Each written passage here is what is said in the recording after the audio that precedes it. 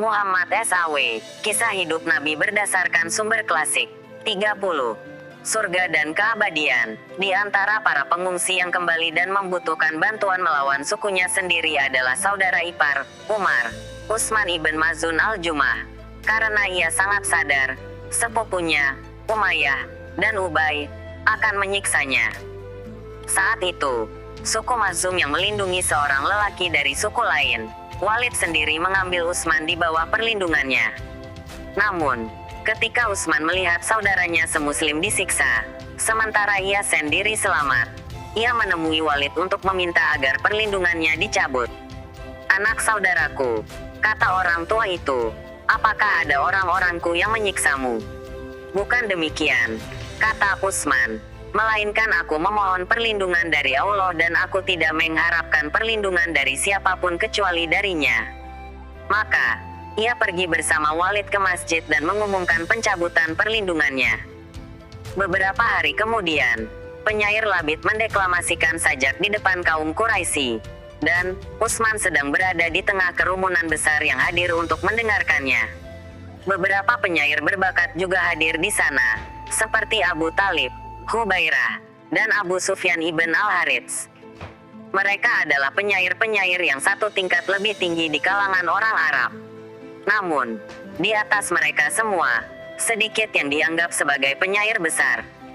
Labid adalah salah satunya, lah mungkin penyair Arab terbesar yang masih hidup. Kaum Quraisy merasa bangga ia berada di tengah-tengah mereka. Salah satu gubahan puisi kini ia lantunkan, "Oh, segala sesuatu selain Tuhan adalah fana. Engkau berkata benar," kata Utsman. Labid melanjutkan, "dan semua kebahagiaan akan musnah." "Engkau berdusta," protes Utsman. "Kebahagiaan surga tidak akan pernah musnah." Labid tidak terbiasa diinterupsi. Begitu pula orang Quraisy, mereka tidak saja kaget dan gusar, tapi juga sangat murka karena penyair itu tamu mereka. "Hai orang-orang Quraisy," kata Labid, "mereka yang duduk bersamamu sebagai sahabat tidak akan pernah ingin diperlakukan dengan buruk. Bukankah demikian?" Salah seorang hadirin berdiri untuk menyampaikan permohonan maaf mewakili suku. "Orang ini hanyalah seorang idiot," katanya, "salah seorang dari sekelompok orang bodoh yang telah meninggalkan agama kami. Janganlah engkau merasa terganggu dengan apa yang telah ia katakan." Utsman membalas dengan ketus, sehingga orang itu menghampiri dan memukul matanya, sampai pelipisnya menghijau. Walid, yang sedang duduk di dekatnya, menegurnya bahwa matanya tidak akan sakit seperti itu jika ia tetap berada dalam perlindungannya. "Tidak," kata Utsman, "sesungguhnya mataku yang baik ini ibarat seorang fakir demi menginginkan apa yang telah menimpa saudara perempuannya di jalan Allah. Aku berada dalam perlindungan yang maha mulia dan lebih berkuasa darimu.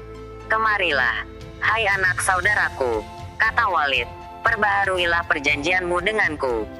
Namun, Utsman menolaknya. Nabi tidak hadir pada pertemuan itu.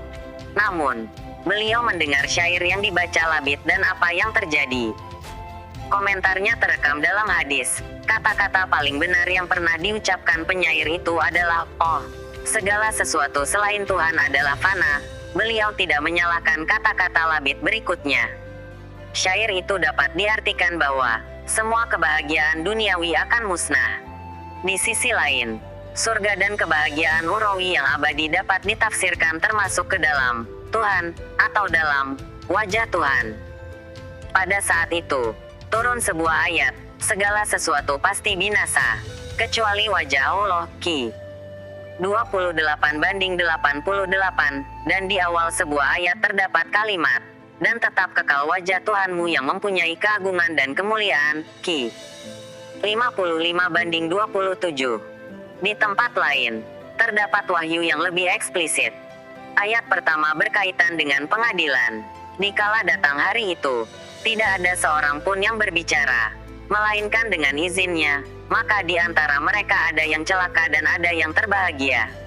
Adapun orang-orang yang celaka, maka tempatnya di dalam neraka. Di dalamnya mereka mengeluarkan dan menarik napas dengan merintih.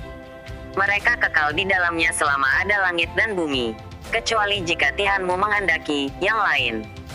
Sesungguhnya Tuhanmu Maha Pelaksana terhadap apa yang dikehendakinya. Ki 11:105-8. Kata-kata penutup ayat di atas menunjukkan bahwa bukanlah kehendak Tuhan bila pemberian surga kepada seorang hamba akan ditarik darinya setelah pengadilan seperti pada surga pertamanya. Berbagai pertanyaan lain yang berkaitan dengan masalah ini dijawab oleh Nabi sendiri. Beliau terus-menerus mengingatkan para sahabatnya tentang kebangkitan kembali, pengadilan, neraka, dan surga. Pada suatu ketika, beliau berkata, Allah yang mengasihi hamba yang kehendakinya akan dimasukkan ke dalam surga para ahli surga, dan akan dimasukkan ke neraka para ahli neraka. Tuhan lalu berkata kepada para malaikat, carilah orang yang di dalam hatinya engkau temukan keimanan meskipun seberat biji zarah dan keluarkan ia dari neraka. Lalu mereka mengeluarkan sekelompok manusia dan berkata, Tuhan kami tidak menyisakan seorang pun yang telah engkau perintahkan. Dia berkata, kembalilah dan keluarkan orang yang di dalam hatinya engkau temukan kebaikan walau seberat atom. Lalu mereka mengeluarkan sekelompok manusia dan berkata, Tuhan kami, tidak ada kebaikan yang tersisa. Malaikat kemudian memohonkan ampun. Begitu pula para nabi dan orang-orang mukmin. Allah pun berkata, malaikat telah memohonkan ampun. Begitu pula para nabi dan orang-orang mukmin. Di sana hanya tinggal ampunan dari Yang Maha Kasih di antara yang mengasihi.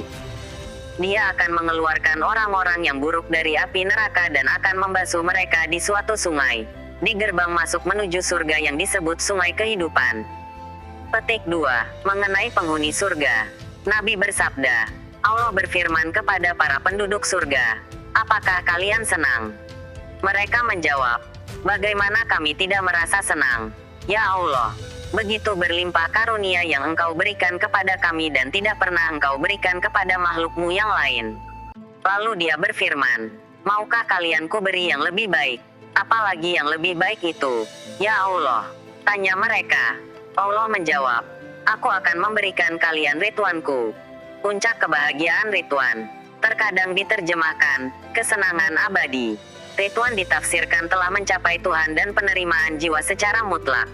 Tuhan menarik jiwa itu ke dalam dirinya dan ke dalam kesenangan abadi bersamanya.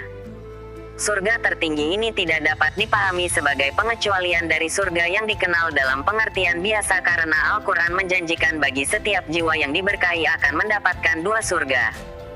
Dan, saat berbicara dengan kalimatnya sendiri tentang hari kemudian, Nabi mengatakan hal itu sebagai keberkahan berlipat ganda, pertemuan dengan Tuhanku dan surga.